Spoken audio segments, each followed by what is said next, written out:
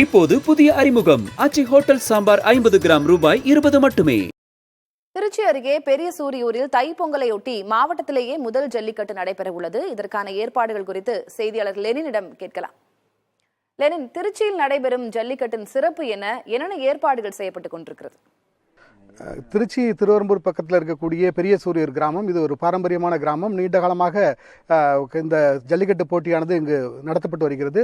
குறிப்பாக இந்த ஆண்டுக்கான முதல் ஜல்லிக்கட்டு இங்கே நடக்க இருக்கு. அந்த ஜல்லிக்கட்டு ஏற்பாடு செய்யக்கூடிய இந்த கிராம பொதுமக்கள் தான் இப்போ நம்ம கூட இருந்துகிட்டு இருக்காங்க.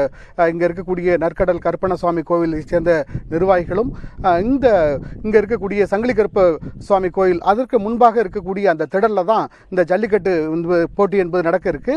அந்த போட்டிக்கான முன் ஏற்பாடுகளை தான் இங்கே செஞ்சுக்கிட்டு இருக்காங்க. குறிப்பாக திருச்சி மாவட்டத்தினுடைய முதல் ஜல்லிக்கட்டு என்பதால் இங்கு கட்டுப்பாடுகள் என்பது நிறைய இருக்கு. காரணம் என்னன்னா, இந்த ஜல்லிக்கட்டு போட்டி இவர்கள் நடத்துவதை பார்த்துவிட்டு அதன்படி தான் மற்ற கிராமங்களிலையும் நடத்துவார்கள்.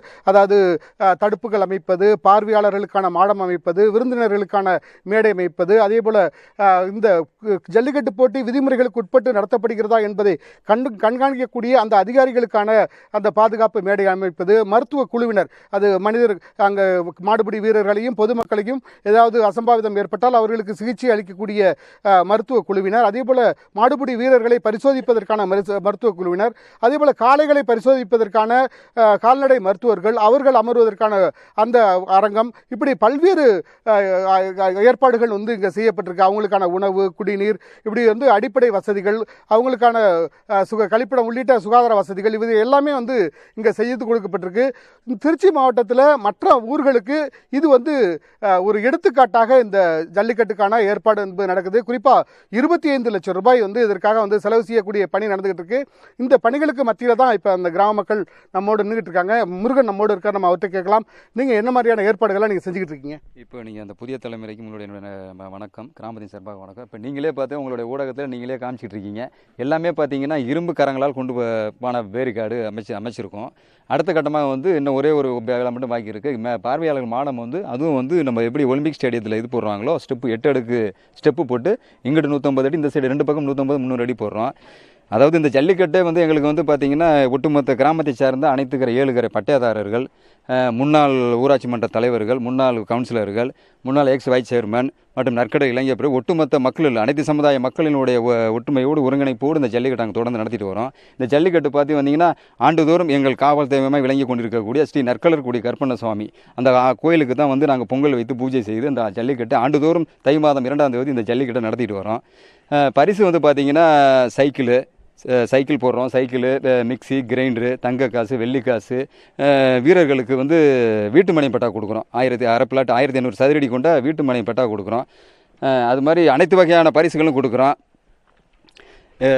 குறிப்பாக இங்கே அதுக்கான ஏற்பாடுகள்லாம் இங்கே செய்யப்பட்டிருக்கு.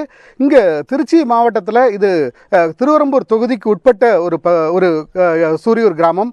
இந்த திருவெரும்பூர் தொகுதி மக்கள் வெற்றி பெற செய்தவர் தான் பள்ளிக்கல்வித்துறை அமைச்சராக இருக்கக்கூடிய அன்பில் மகேஷ் பொய்யாமொழி. அவர் தான் இந்த ஜல்லிக்கட்டு போட்டியை தொடங்கி வைக்கிறார். குறிப்பாக இங்கே போட்டியில் நடத்துவது என்பது ஒரு பெரிய சவாலான காரியமாக இருக்குது. இங்கே ஒரு 500க்கும் மேற்பட்ட தலைக்கட்டினர் அவங்க சொந்த காசை போட்டு இந்த ஜல்லிக்கட்டு போட்டியை நடத்திக்கிட்டு இருக்காங்க. மற்ற ஊர்கள் இருக்க மாதிரி ஆன்லைன் முறையில் அந்த டோக்கன் வாங்கி கொண்டு மாடுகளை கொண்டு வருவதும், அதே போல ஜல்லிக்கட்டு வீரர்கள் பங்கேற்பதும், அது போன்ற முறை இந்த கிராமத்தில் கிடையாது. பாரம்பரிய முறைப்படி இவர்கள் நேரில் சென்று வெத்தலைப்பாக்கு கொடுத்து அவர்களை வரவேற்கிறார்கள். அந்த குடும்பத்திற்கு 3 டோக்கன்கள் வீதம் விநியோகிக்கிறார்கள். எனவே இந்த கிராம மக்கள் யாரை விரும்புகிறார்களோ, அந்த ஆண்டாண்டு காலமாக எப்படி அழைத்து வந்திருக்கிறார்களோ அந்த அடிப்படையில் மட்டுமே மாடுகள் என்பது இந்த ஜல்லிக்கட்டு போட்டியில் பங்கேற்கும், காளைகள் என்பது பங்கேற்கும்.